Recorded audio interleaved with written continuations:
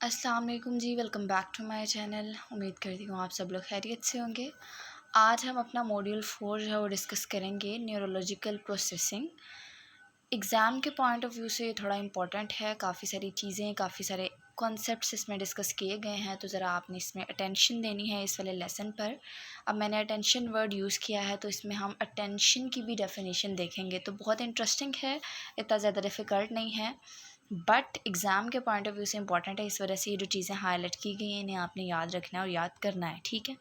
Start करते हैं without time wasting. पहले तो यहाँ पर हेयरिंग का कॉन्सेप्ट दिया गया है। अगर हम हेयरिंग की बात करें तो हेयरिंग क्या होता है कि कैसे हम डिटेक्ट करते हैं और अंडरस्टैंड करते हैं साउंड वेव्स को, ठीक है। जो भी साउंड हमारे पास आते हैं हम उनको किस तरह से डिटेक्ट करते हैं, लाइक हम उनकी बाज़ दफ़ा इंटोनेशन भी देखते हैं कि वो कितना सॉफ्ट साउंड है, तो ये सारी चीज़ें इसमें आ जाती हैं, ठीक है। तो हेयरिंग बेसिकली क्या होता है कि किस तरह से हम डिटेक्ट करते हैं और अंडरस्टैंड करते हैं साउंड वेव्स को, ठीक है।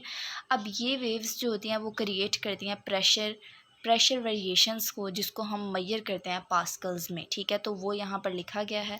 उसके अलावा यहाँ एक फार्मूला भी दिया गया है, आपने मैट्रिक में और उसके अलावा आप लोगों ने अपनी इंटर एजुकेशन जो है उसमें इसको आपने पढ़ा होगा, तो ये फार्मूला भी क्विज़ में आपसे पूछा जा सकता है। उसके अलावा आगे वो बताते हैं, the normal threshold for human hearing is about 20 micropascals, equivalent to the sound of mosquito flying about 3 metre away from the ear. So basically यहाँ वो बताना चाह रहे हैं कि हमारे जो ईयर्स होते हैं, कान होते हैं, वो इतने हिसास हैं कि हम तकरीबन पिक कर लेते हैं बहुत ही ज़्यादा सॉफ्ट साउंड, जैसे कि आप कह लें बजिंग ऑफ मॉस्किटो होता है, ठीक है।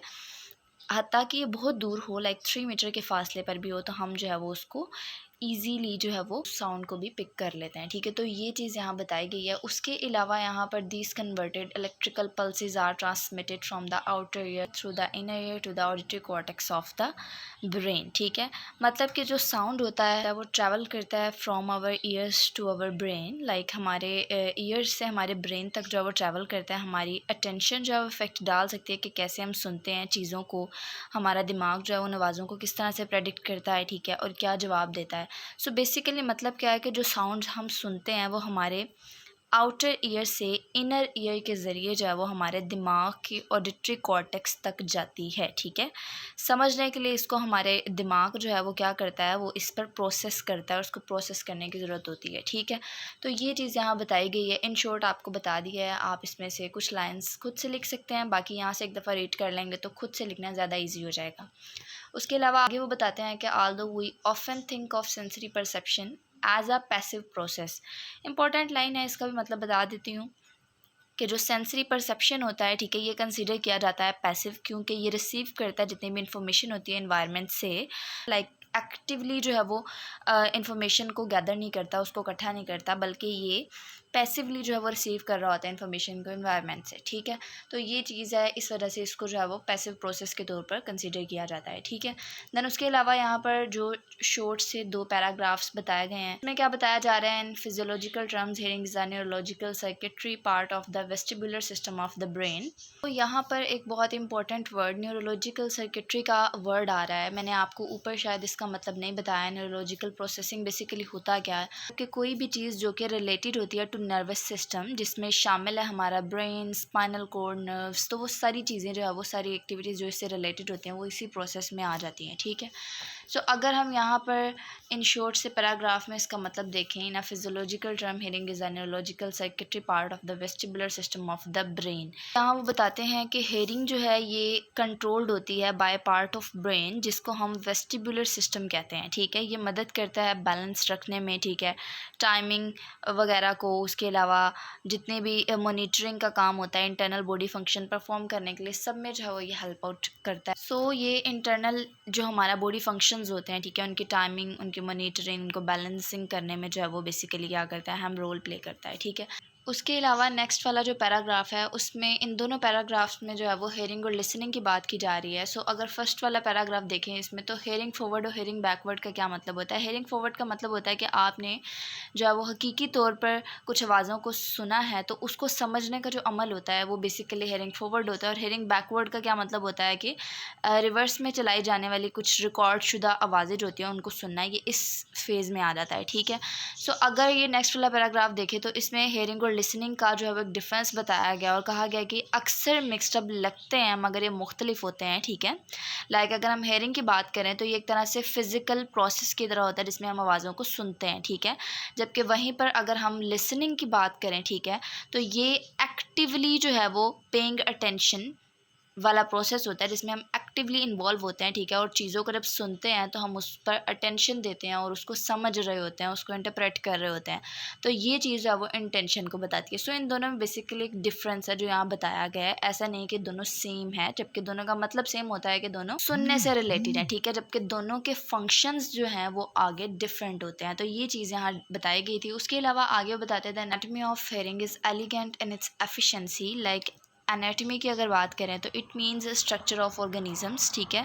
तो the human auditory system consist of the outer ear, middle ear and the inner ear. So यहाँ क्या बताया जा रहा है कि जो हमारा ऑडिटरी सिस्टम है वो कंसिस्ट करता है इन 3 पार्ट्स पर, ठीक है। And then the auditory nerves connected to the brain stem, ठीक है। तो ये लाइन आपको क्विज में आ सकती है, इसको आपने याद रखना है। अगर हम आगे इसका प्रोसेस देखें तो प्रोसेस में वो बताते हैं कि जो फिजियोलॉजिकल प्रॉपर्टीज़ ऑफ लिसनिंग है begin when the auditory cortex is stimulated. या जब आप सुनते हैं तो आपका ब्रेन ऑडिटरी कॉर्टेक्स जो है वो टेम्पोरल लोब में सबसे पहले जो है वो एक्टिवेट हो जाता है, ठीक है। और ये एरिया जो है वो आवाज़ की मालूमात पर एक तरह से प्रोसेस करता है, कार्रवाई करता है, ठीक है। उसके अलावा अगर हम इसी प्रोसेस की बात करें तो द प्राइमरी ऑडिटरी कॉर्टेक्स जो है ये एक स्मॉल एरिया होता है जो कि टेम्पोरल लोब में वाक़ होता है ब्रेन के, ठीक है। उसके अलावा बताते हैं कि back half of the superior temporal gyrus उसमें जो है वो पाया जाता है and also enter into the transfer temporal gyri, उसमें जो है वो चला जाता है, एंटर हो जाता है, जिसको हम हाइशल जायरे भी बोलते हैं, ठीक है। तो ये एक छोटा सा प्रोसेस है, इसको आप याद रख सकते हैं शॉर्ट क्वेश्चन में मे बी आपसे पूछा जाए, ठीक है। तो इस वजह से आपने इसको जो है वो इग्नोर नहीं करना। उसके अलावा यहाँ पर एक इंपॉर्टेंट इन्फॉर्मेशन है, वर्निक एरिया की बात की गई है, ब्रोकाज एरिया की। तो वर्निक एरिया जो बेसिकली रिस्पॉन्सिबल होता है स्पीच रिकॉग्निशन का, ठीक है। लाइक इसमें हम क्या करते हैं, हम स्पीच को समझने की कोशिश करते हैं, समझते हैं, ठीक है। सो बेसिकली जो स्पीच को समझना होता है लेक्सिकल क्या होता है, वोकैबुलरी आइटम होता है, ठीक है। सिंटैक्टिक कॉम्प्रिहेंशन, सेंटेंस को समझने की जो इन्फॉर्मेशन होती है सारी इसमें आ जाती है। तो इसमें जो है वो स्पीच को समझने का प्रोसेस शामिल होता है, ठीक है। तो वर्निक एरिया जो होता है वो इससे लिंक्ड करता होता है। और अगर हम ब्रोकाज एरिया की बात करें तो ये बेसिकली रिस्पॉन्स देने के लिए जो है वो यूज़ किया जाता है, रिस्पॉन्स देने के लिए होता है। तो इसको ब्रोकाज एरियाज़ की अगर बात की जाएगी तो आपने बताना है which is involved in calculation and response to language related task. जितने भी टास्क आ जाते हैं उनके रिस्पॉन्स के लिए इसको जो है वो यूज़ किया जाता है। उसके अलावा अगर हम कॉन्शियसनेस की बात करें, एक इंपॉर्टेंट कॉन्सेप्ट है, शॉर्ट क्वेश्चन में बहुत दफ़ा रिपीट हुआ है। सो कॉन्शियसनेस की अगर बात करें तो is the aspect of mind, ठीक है। लाइक माइंड का एक एस्पेक्ट है और ये रेफ़र करता है अवेयर होना, ठीक है, अपने आप और इर्द गिर्द के माहौल के बारे में, ठीक है, जिसमें शामिल है इंटेंशन वगैरह, ठीक है, समझने के लिए चीज़ों को। उसके अलावा वो नीचे बताते हैं कि ये एक जो है वो न्यूरोलॉजिकल ब्रिज है, ठीक है, किसके दरमियान, इंडिविजुअल परसेप्शंस और हमारे यूनिवर्सल एक्सपीरियंस के दरमियान, ठीक है। जो एक्सपीरियंस हमारे हो रहे होते हैं, ठीक है, नेचुरली, और एक हमारा जो परसेप्शन होता है उसके दरमियान ये एक तरह से न्यूरोलॉजिकल ब्रिज है, ठीक है, जिसमें शामिल है प्रोसेस वगैरह, लाइक आप कह लें अटेंशन है, मीनिंग कंस्ट्रक्शन है, मेमोरी है, लर्निंग है, ये सारे प्रोसेस इसमें शामिल होते हैं।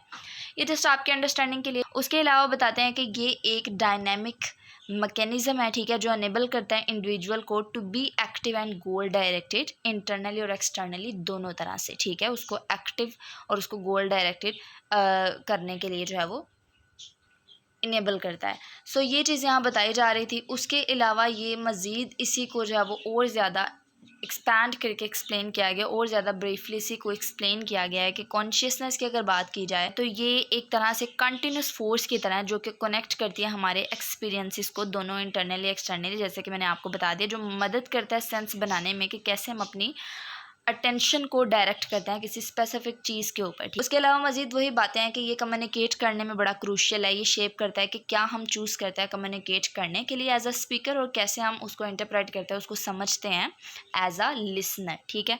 तो ये भी मैं चीज़ यहाँ हाईलाइट कर देती हूँ, ठीक है, ताकि आप लोग एक दो लाइन जो है वो और इसमें ऐड कर लें, ठीक है, जिनके मैंने आपको मतलब बता दिए हैं। तो जब आप इसको पढ़ेंगे तो आपको ऑटोमेटिकली इसकी समझ आ जाएगी, ठीक है। सो ये हमारा जो है वो सारा कॉन्सेप्ट था कॉन्शियसनेस के बारे में, ठीक।